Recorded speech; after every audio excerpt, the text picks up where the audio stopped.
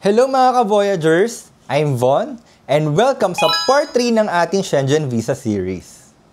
Ngayon alam mo na kung anong Schengen Visa at alin ang mga bansang sakop nito, let's move on to the next important question.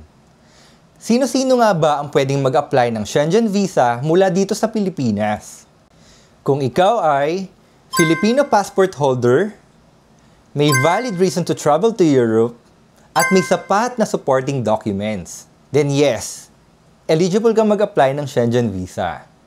Pwede kang mag-apply kahit first-time traveler ka, kahit hindi ka pa nakakapunta sa ibang bansa, may sponsor ka abroad, ikaw ay student, freelancer, business owner, or employed.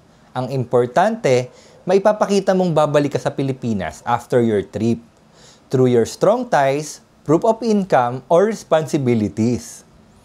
Pero hindi ka pwedeng mag-apply kung wala kang legal stay or valid visa sa Pilipinas, expired ang passport mo or may less than 6 months validity, kulang ang required documents, or kung may ban ka from previous overstay or refusal. Kung ikaw naman ay OFW or permanently living abroad, dapat kang mag-apply sa country kung saan ka officially residing. Because this series is focused sa mga Filipinos applying from the Philippines. At kung unsure ka kung pasok ka sa eligible applicant, comment below and I'll help you assess. Sa susunod na episode, pag-uusapan naman natin ang mga requirements na dapat mong ihanda. So make sure to follow and stay updated. And share mo na rin to sa mga friends mo na traveler din. So see you sa part 4 mga ka-Voyagers. Bon voyage!